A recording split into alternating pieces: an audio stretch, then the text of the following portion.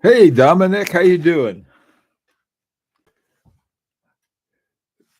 How's the sound and video? Everything working okay? How are you doing?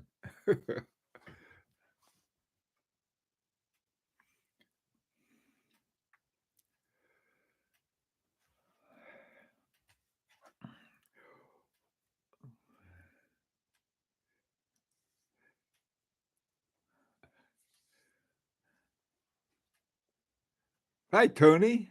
Hi, 911. Is the video and audio okay? It's we got up this morning with snow. I couldn't believe it. I mean, snow all over the place. Dominic, did you guys get snow too?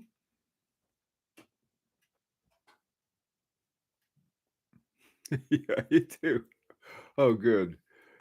Glad things are working out. Oh man, what a day I had yesterday. Just doing a lot of stuff. You ever have one of those busy days and you go to bed and you're dead to the world? I had one of those last night.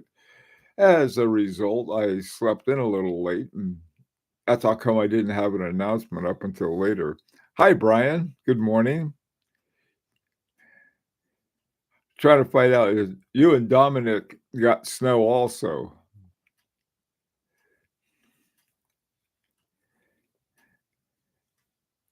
Anyhow, um, hi Patel, how you doing? Okay, let's see. Now that Rolex has put its stake, hang on, let me see if I can make this thing bigger. There we go. Now that Rolex has put its stake in the ground for silicon hairsprings, how soon do you expect AP and Vacheron to follow? I don't think they're going to follow at all, to tell you the truth. I think one of the things that Audemars Piguet, I don't think Audemars Piguet and Vacheron Constantin have ever followed Patek Philippe, as a matter of fact. In fact, it was the other way around.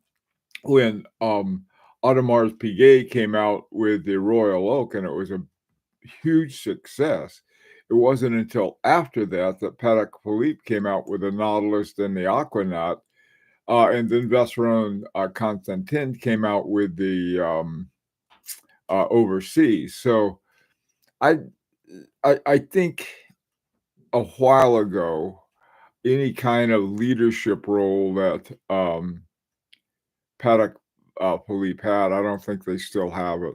Otherwise, you'd see, I mean, what has it been since 2009 that Patek Philippe started putting in their silicon hairsprings?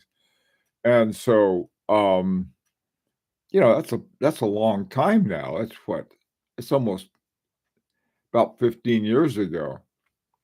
So, why would they? There's not a thing that they seem to be doing that would indicate that. In fact, it was after that came out in 2016 when Vacheron and Constantin came out with their caliber 5100 in the overseas, and then in 2013 with their 4400, the hand wound one. But they can. I think we'll see what happens. Maybe I'm wrong. I got. Whenever you're wrong, you always learn something new. I've never learned anything by being right, so I may be in for a learning lesson. No snow in Winter Park, Florida. Oh, you guys, I bet you just missed it. I bet it was just north of you where you got the snow. I walked the dog in the snow this morning. What's going on? Oh, I don't know. It's something. Hi, Tim. How you doing? Dominic. Oh no, the internet isn't functioning. Is is that on is everybody having problem with the internet? Oh.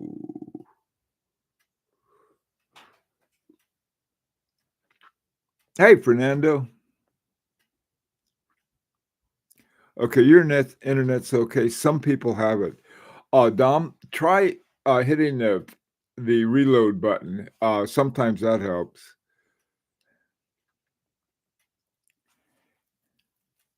Hi, Michael.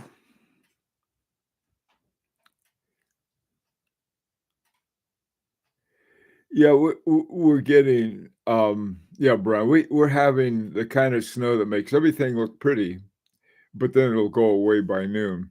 Hi, Goldfinger. Oh, geez. Anyway, apparently it must be good sleeping weather because I just woke up.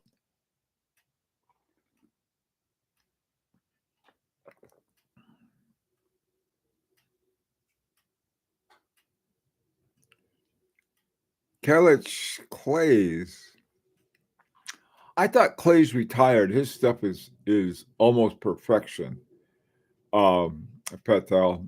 I haven't looked at it lately though. So I was looking at um the last thing. This is sort of weird. When I did the video for Friday, um, I found that the Eberhard and Vinny uh, halter watch. And the more I looked at it, the more I liked it. But I, I somehow couldn't get out of my head is that that's a lot of money for a Solita movement. But on the other hand, it's really a very very cool looking watch.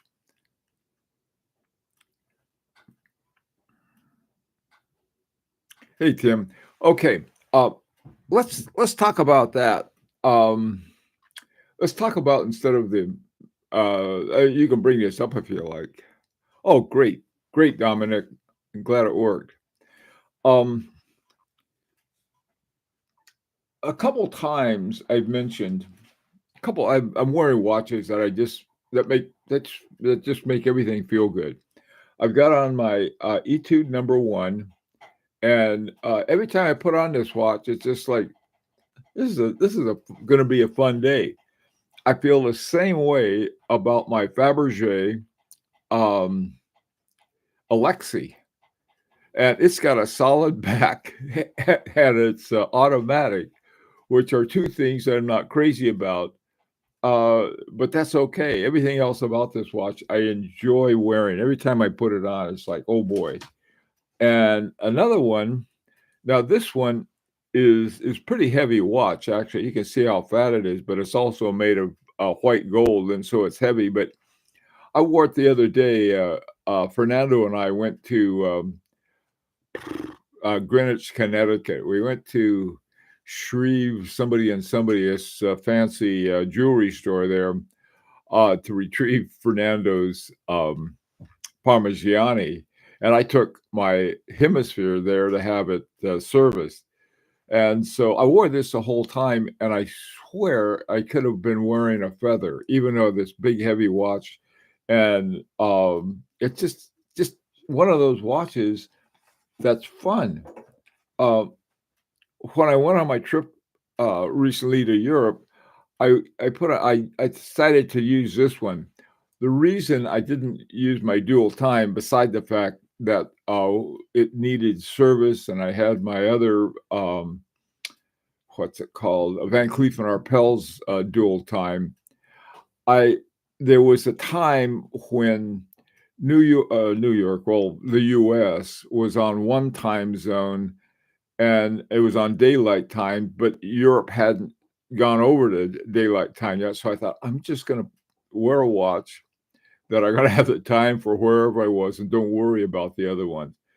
And so I wore this one, my FP Journe Chronomet Surveying. This is another watch that it always feels good to wear, always very happy to wear. Another one, this is another one too.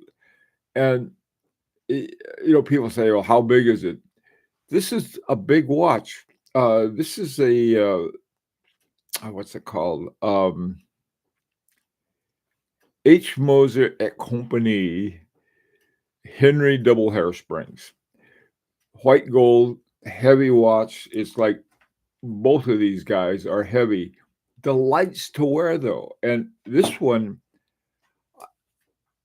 it's just a wonderful watch to wear. A couple things. Maybe it's because it's so accurate. That's nice. Um, and it's analog and all of the things I like about watches. I'll be right with you in a second because I want to find out what you guys like. This watch by Mercator by Vacheron Constantin, I love wearing this watch.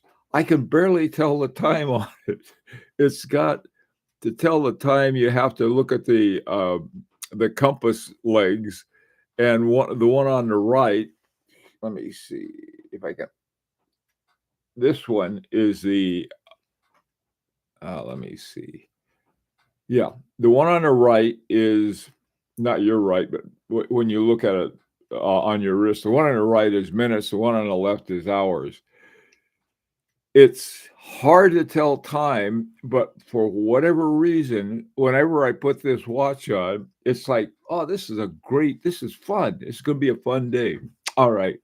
That's it with watches that I just sort of like intuitively feel, this is great. And now I want to ask about you guys. Um, what watches do you have? And I have no clue why. The difference is I have this one is a very light watch, steel, 39 millimeters, small seconds, over at 8:30. Just great fun to wear, but why? And I don't know why. So I thought I'd ask you guys, what watches do you have? You think, well, you put this watch on, it's going to be a fun day and just feel good the whole day when you're wearing it. So let's see what you got. Hey, Tim. Shreve, that's the place, Tim. Shreve, Crump, and Lowell and Greenwich, based in Boston. They own the Vacheron boutique now in Boston, too. I didn't know that. Yeah, when I was in there, um, super nice people, by the way. Parking in Greenwich on Greenwich Boulevard or Greenwich Avenue, I guess, right in the middle of Greenwich. Man, I'll tell you, I'll tell you, I think it'd be easier to park on Mars. They have these things. You go up they have meters. They have parking meters. They got them everywhere. I mean, you go to a public parking, like a big area off the main street, and there's all of these parking meters. So, okay, I can figure this one out. And then they have a little queue reader, and I couldn't get that thing to working for the life of me. No matter what I did, it wouldn't work. And so finally, there was this guy from New Jersey in one of those great big black SUVs parking next to us. So he comes up and he sees us struggling, trying to figure it out. And so he says, hey, I've got an hour left on my meter. I said, you guys can have it. I'm leaving now. What a cool thing to do. I mean, he just was super cool. I have thumbs up for New Jersey. So we finally did that and then went down to the Bank of America and got a roll of quarters and filled it up. But parking there and driving in downtown Greenwich, and it's on a hill, that makes it easy, all of the places to go.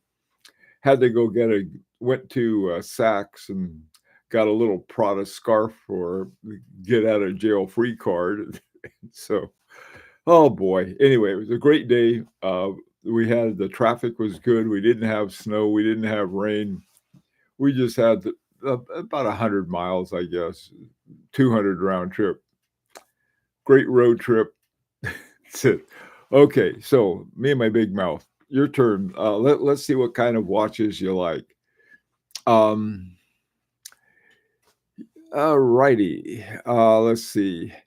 As a service, someone should provide de-silicon your watch. Yeah, I agree, Dominic. Says, hey, this is sort of like removing a ruptured appendix. We're going to take this sucker out and put in a good one. Or like a heart transplant. This heart you got is just not ticking right. We're going to give you a new one by a parachrome hairspring for the Rolexes and a Straumann hairspring for everybody else. Hi, Solar Music. How you doing? Hi, Mike Watch 2. How you doing? Okay, Solar Music. Here in a nutshell, a description of your YouTube. Okay, that can also be used for dinner plates. Okay. Uh, affordable watches for millionaires that can also be used in it. Okay, all right. Is that it? All right, Solar Music. 9/11, for me, it's the same as listening to your favorite music. Great example. That's right. There's some music from all genres that I've got on my iPhone. And I turn it on, and they're a big mix of all of these different things, from classical, not a lot of classical, to be honest, to old-time rock and roll, what they're now calling geezer rock. I even have a hip hop. I got country, you name it. And I have it, there's simply a song I like or music I like. I'll download it from Apple Store and put it on my iPhone, and but there's no rhyme or reason. Just like in the watches that I just like, oh boy, this is a fun watch to wear today. Now, the other watches I have, I love all my watches, but there was some that just stood out, and I'm still trying to figure that one out. Hey, Damon, how you doing? Each feel-good watch is for different reasons: rarity, movement, aesthetics, and some factors to determine. Okay, I don't know which combination. Maybe that's what it is, and we don't even know about it. Solar Music. In all seriousness, you have made me discover so many things. You're welcome. In other words, I've gotten in so much trouble. Oh, Patel, what are you up to? What are your thoughts on pieces by Anderson Genève? I would like one, is my opinion. I would really like one of his watches. You know, the uh for a long, long time, I would look at his world timers, and they were like 36 millimeters or something like that. And I just thought, no, they were all gold, and they were really interesting watches. And but I never could pull the trigger on one. And so it's one of those things that you want to get and you don't want to get, and so forth. So but I do like them. I would really like one. I guess the main thing has been eh, it's like a lot of watches. You come down to, you like this watch and you like this watch and you like them both, but you can only have one of them, or they're too similar in certain respects, and so you get one over the other. I think that's happened a lot with Genève Anderson. This guy, he was one of the co-founders of the AHCI. And he he used to make he's done so many things. Anderson Genève has or Sven Anderson, I guess is the guy's name. Sven Anderson. He has done so many things in horology that are so unusual. He once built a watch in a bottle. He was, I don't know what he was doing. Like the old thing, they have a ship in a bottle. Uh, Sven Anderson made a watch in a bottle. It's it's wild.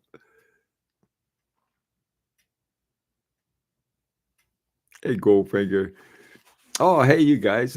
Good to see that. I'm glad you guys can have. Why don't you bring a box lunch and have breakfast here together? Or you could do that this afternoon at 4 o'clock, New York time. Bring a box lunch, Patel and Goldfinger, and have lunch together.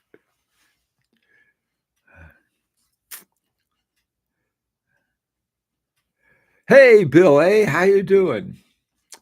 How are things in London these days? Or I should say England. I'm not sure if it's London or not. When I say not everybody in England lives in London, I should know that. Hanhart ES 41739 just discovered it. Cannot take it off. Great, great. Yeah, the Hanhart. I've heard a lot of people talking about Hanharts, and those are very cool watches, from what I understand. Hi, Mike. Smile on your face. The Mercator is a beautiful watch. It really is.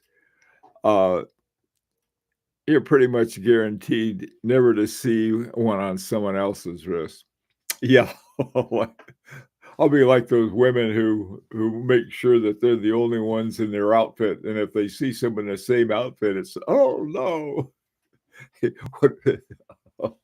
You're right. I tell you, another one, you don't see there is a shocking lack of Alexis out there, mainly because I think I've already lost it on my desktop. This watch, I don't see many of these. What happened was that they were down to next to nothing, and I got one. And of course, being shy, I shut off my big mouth and told everybody about it. Then they all disappeared. But this watch, white gold. The other thing about it, it's got a solid back to it, but I took the back off, and here was the rotor in the shape of the Russian Imperial Eagle. Why would you want to cover that up? But knowing it's there, it's sort of like, oh boy, what a treat! Since it's sort of like a Cracker Jack box with a treat at the bottom. There's finding watches, and this one of my other favorite watches I didn't pull out of the case is my Dandy, my Chaumet Dandy Arty open face with that patent leather strap on it, that slowly turning wheel based on the Paris Ferris wheel, knowing it has the Agenor, what are they called? Agonized gears in it. Oh my God, that's another one. I'm looking at that thing. Of course, it's almost impossible to wind, difficult to tell time with. Love it. Everything I like about watches. Hey, Tim, looking to get a new AP code 1159, chrono stainless steel blue, impressed with the movement. I am too. I'll tell you, I really like Audemars Piguet's watches. I don't have one in my collection. I had at one time, but those are very, very, very good watches. There's I don't know, the one, if I ever got an Audemars Piguet, the one I'd probably want to get the most is what they used to, I don't know if they still call it, but it's the Royal Oak Jumbo, plain old stainless steel, nice watch. I like it a lot. I probably wouldn't wear it though. There are a lot of watches. Have you ever looked at a watch and say, "Boy, I like that watch," but I don't know if I'd ever wear it. And somehow I feel that way about a lot of sports watches. Because I would really like to get the Vacheron Constantin Quadrille, which is one of the best deals around. And for years, I've been talking about that watch. I don't know anybody who got one. I did run into one person. He loved it. And I'm thinking, well, how come I don't get one? It was among a lot of other things. Hi, Michael. Greenwich Avenue is one large, expensive open mall.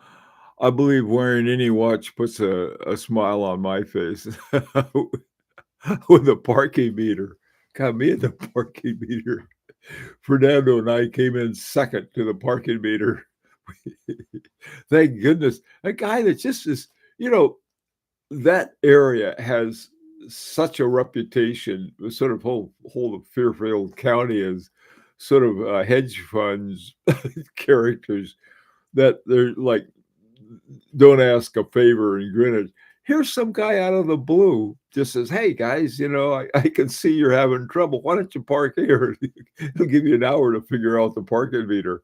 Well, that was awfully nice of him. And I got to tell you, well, the people at Shreve and those other names they have, there was a place that was right next to Manfredi's. Now, I knew a guy who was loved buying watches at Manfredi's on Greenwich Avenue. And the reason he liked it, I guess Manfredi's had some kind of deal. The more watches you bought from them, the better the discount they would give. That's not a bad policy.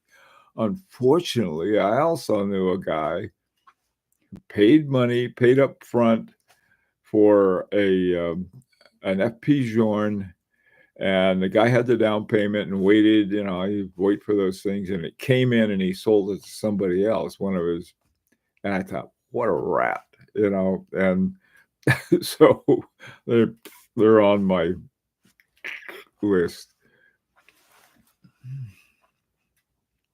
I was supposed to go down to Manfredi Jewelers in Greenwich this morning. I had to cancel my wife was too nervous. That's I don't know. I didn't even go in Manfredi's. There's something. One day I called them about something else. I'd got a Harry Winston from this guy in New Jersey. He was an AD in New Jersey, really top-notch guy. And I wanted to get a new strap, and I understood that Manfredi also handled Harry Winston at the time. So I called him. I said, "Hey, I have a Harry Winston." And I said, I wondered, do you guys have straps there for him? This guy goes into this diatribe. Well, how come you didn't buy it from us? What does it matter? I'm not asking you about the watch. I just want to buy a strap for it.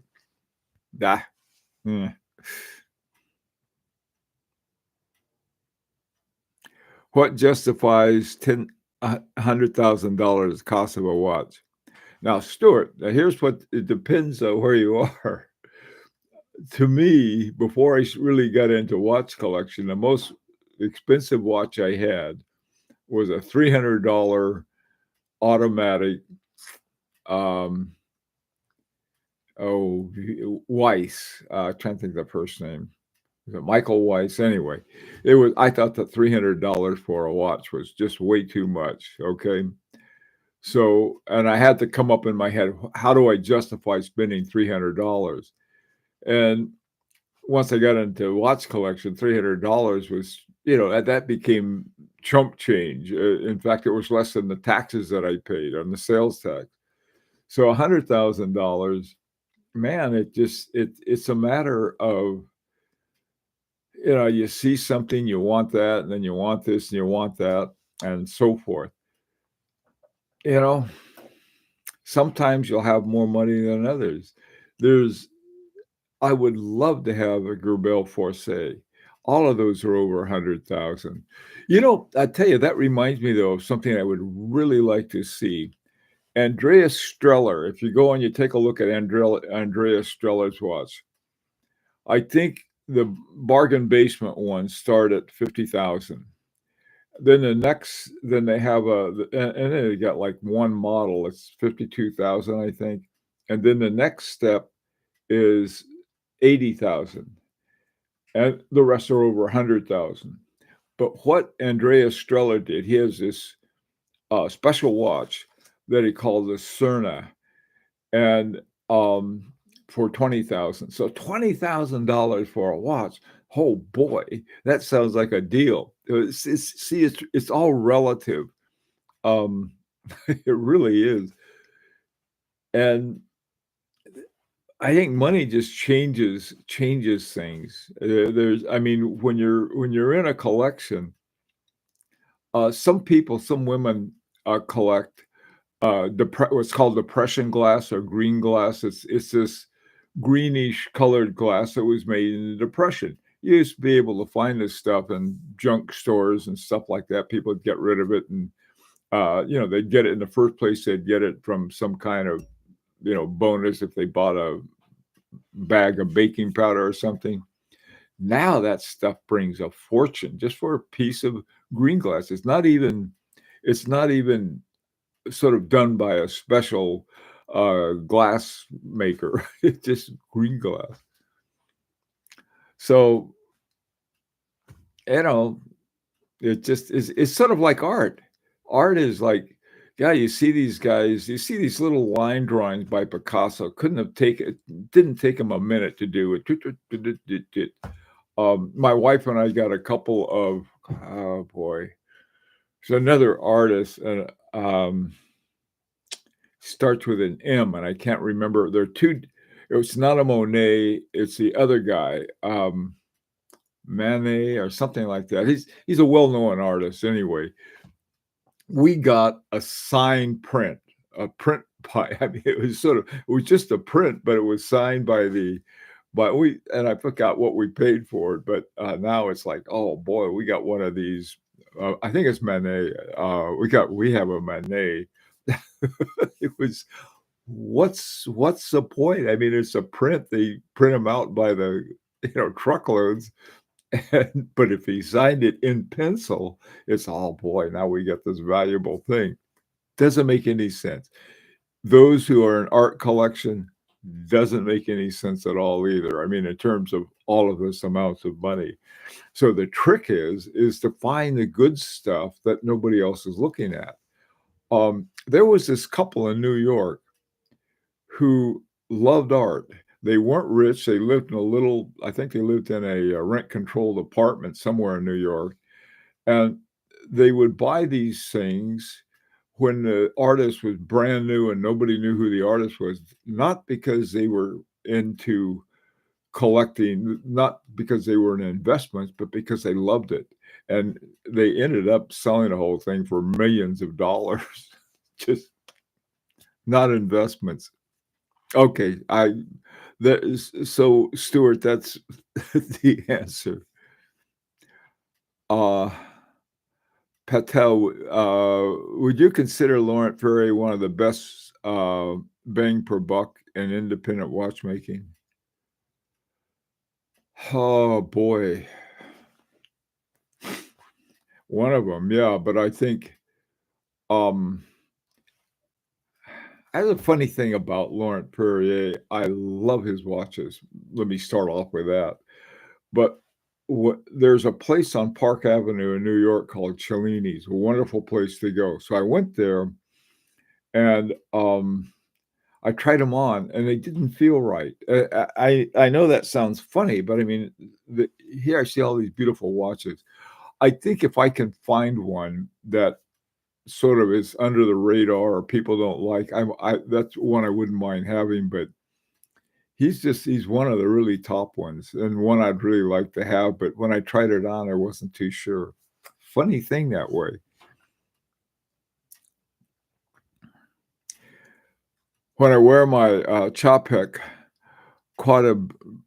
Burgess, I'm sorry about the pronunciation. I feel like the world is right. That's the kind of watch I'm talking about, 911. Yeah, you got a watch like that, Chapek. Yeah, it just feel right. That's exactly what I'm thinking about. Hi, JC.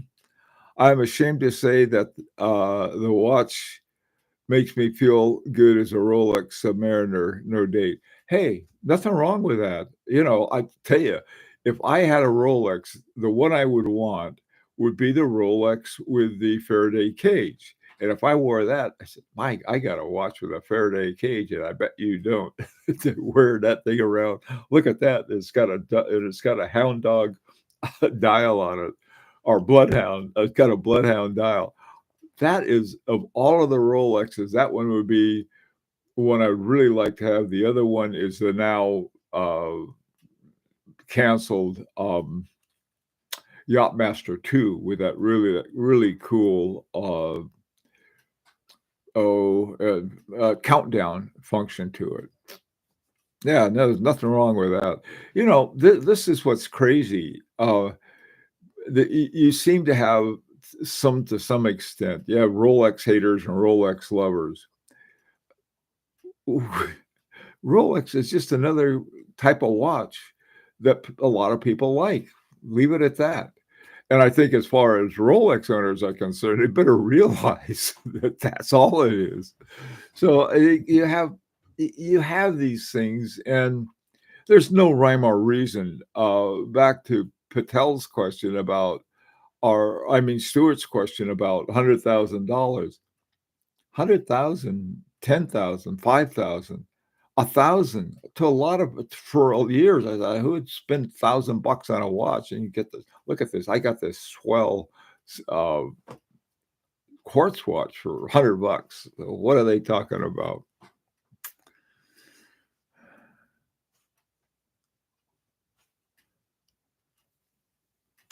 Hey, Euro.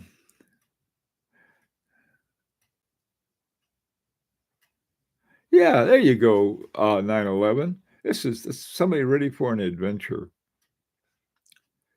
Hey, Michael. For cars, they say you shouldn't spend more than 1/3 of your yearly income. I believe watches, it's 3 times your salary. I tell you, I, oh God, things happen. It's really crazy. Oh, they sent your Chopard 1937 out for service. Good. Oh, I hope they're nice to you, Brian. See, the thing is, I have nothing good or bad to say about Shreves and et cetera, except I went in with we they I guess they're a AD or something for Parmigiani, and so I gave them the watch, and they told me it takes forever for Parmigiani. God, it take a long time to do service, but they'll tell me how much it's going to cost. It's funny. My Parmigiani hemispheres, that thing worked beautifully for years. And all of a sudden, I noticed it started slowing down and slowing down. And so I put it in the winder, and it got a little better. But I think that after 6, 7 years now, it probably needed a service. So I just sent it for service. Probably going to set me back, more than a nickel. So I'm waiting to. They said they'd send me something on and tell me how much it's going to do, and then once it's done, I guess Fernando and I'll have to make another trip. Go say, "How you doing, Manfredi? Look at all the watches I didn't buy from you guys." Yeah. Oh boy.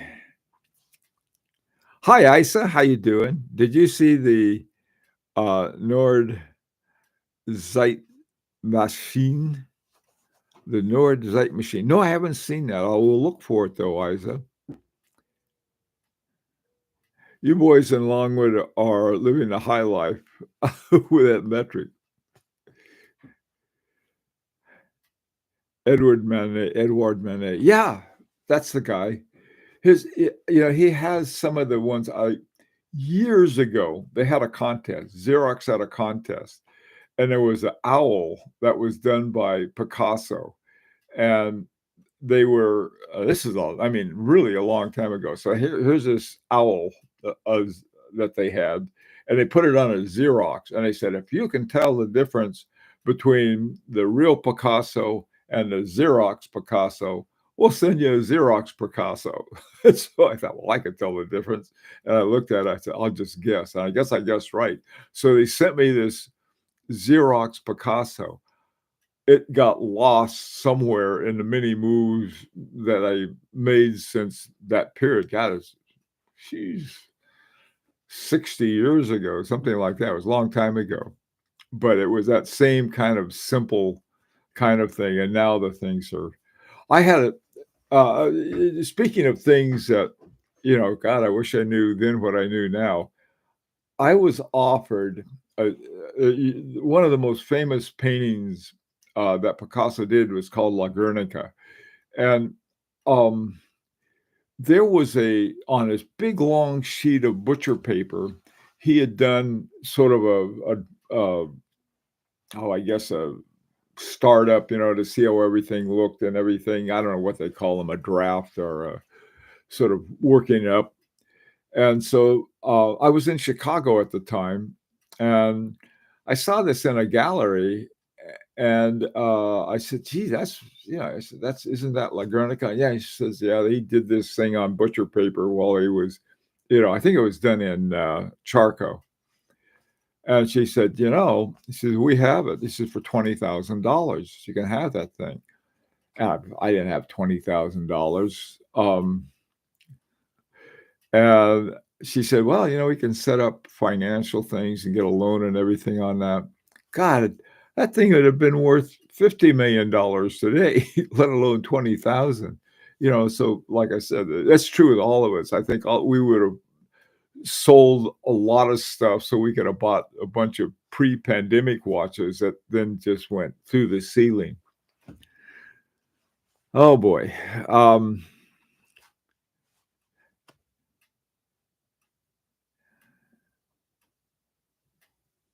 Oh, you meet Konstantin Chaikin. He is a guy that whose watches. He's the guy that makes the watches with the funny eyes, right? That would be a watch that I think if I had one of those, that would also be one that would be a happy watch to have. I mean, oh, look at that face. The one I would get if I could afford one would be the Minions.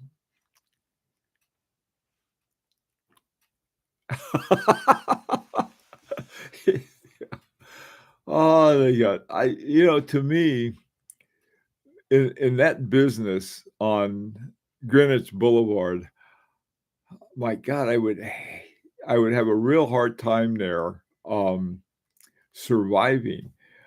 God knows what the net is on the shop they have. They have that to pay. And how it would be so difficult.